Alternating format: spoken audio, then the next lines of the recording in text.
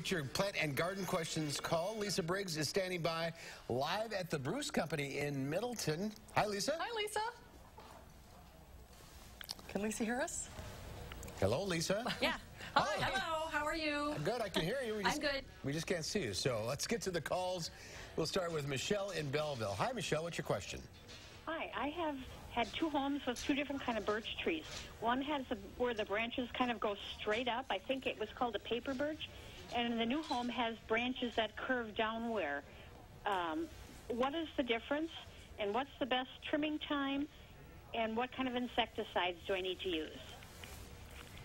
For paper birches, and what you probably have is a weeping Japanese birch, you're going to want to use a systemic to help with not only birch borer, but also with mining insect that gets into the leaves. And you can put that down now. As far as pruning is concerned, you're going to want to wait till the tree's fully leafed out. If you want to do dormant pruning, you could go ahead and do that, but it's a little late.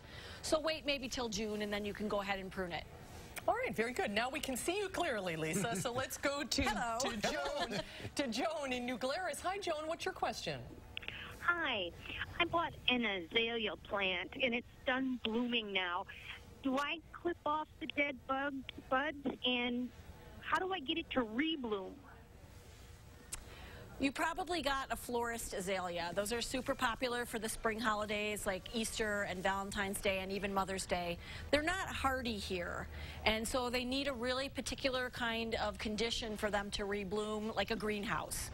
So you can go ahead and pinch the flowers off as they dry and fade, but it's not going to be something that you can plant outside, and you're probably not likely to get it to reflower, unfortunately. So just enjoy it one time out. Enjoy it while you have it, and then you're done. We do have azaleas and rhododendrons here at the garden center that are hardy that you could plant outside, and you can enjoy the flowers every year.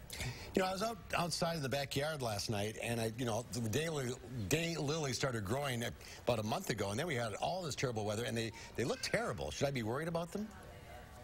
You might, if some of the foliage gets really sort of brown, you could clip that off, but daylilies are super tough, and they'll probably be fine. All right, very good. Let's go to Teresa in Madison. Hi, what's your question? Hi, I have a question. I have a yucca plant that started off as one, and it shot off enough runners out, and I have 6 of them. Okay. What should I do with those, because it's taken over the garden? Well, yuccas will do that. They grow up and send up that flower stalk, and then they put out little runners with babies. So if they're in a spot where you want them, I would just leave them be. You can sever them from the parent plant. If they've gotten to a place where you don't want them, just pull them out. All right, very good. Let's go to Mary in Sun Prairie. Hi, Mary. Hi. I have a couple of big clematises from last year, of course, that are brown right now, and I'm wondering if it's too late to cut them back and cut them off. They're not green. I went out and looked at them. Okay.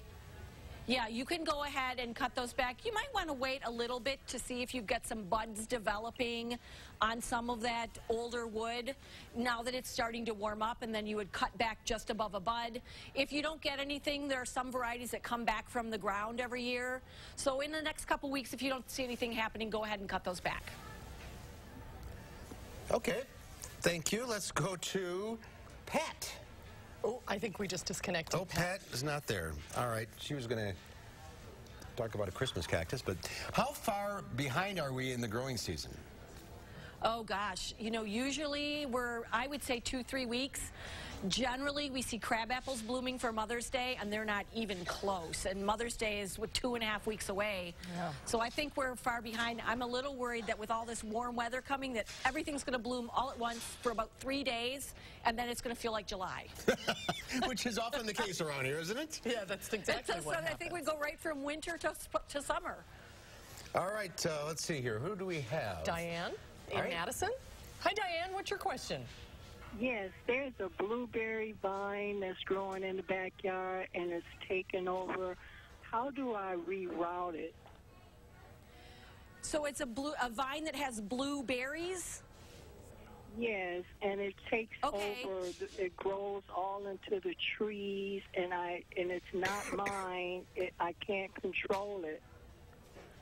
I'm thinking it's porcelain berry vine. It's a really pretty kind of lacy leaf, and the berries start off white, and then they go to pink, and then they go to blue.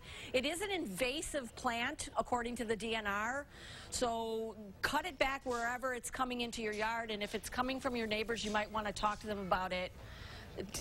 Technically, they have to remove it because you can't have them planted in Wisconsin. Okay. All right, good to know. Call the plant police. All right, Lisa, thank you. We're out of time. Thank you, Lisa. Good to see you. Thanks, everyone, for calling in. Good to see you guys, too. All right.